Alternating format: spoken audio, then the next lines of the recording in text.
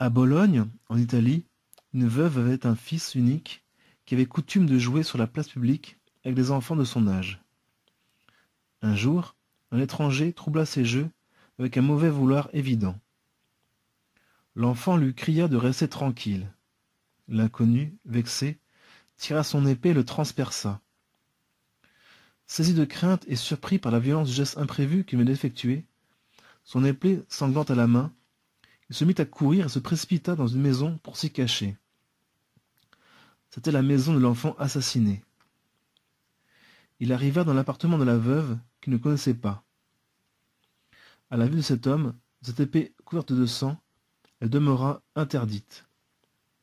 Mais, entendant l'étranger lui demander, au nom de Dieu, asile contre ceux qui le poursuivaient, elle promit de le cacher et de ne point le livrer.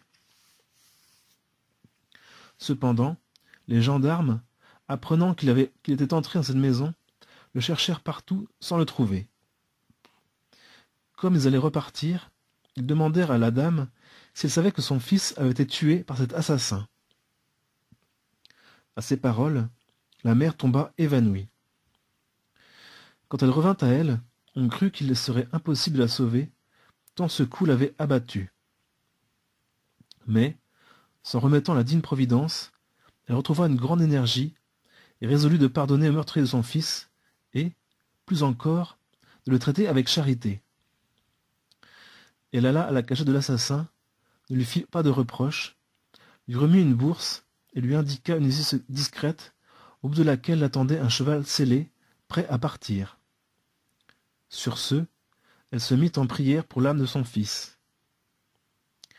À peine s'était-elle agenouillée, les bras en croix devant un crucifix, pour supplier Jésus de prendre pitié de l'âme de son enfant, que son fils lui apparut, le visage heureux, rayonnant comme le soleil, et lui dit « Chère maman, ne pleure pas.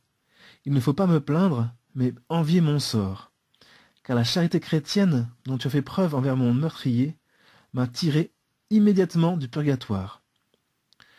La justice divine m'avait condamné à de longues années de souffrance, mais ton pardon a terminé en un instant toute mon expiation, et je suis auprès de Dieu où je resterai pour l'éternité. » Puis, il disparut, laissant sa mère dans la joie, malgré son chagrin.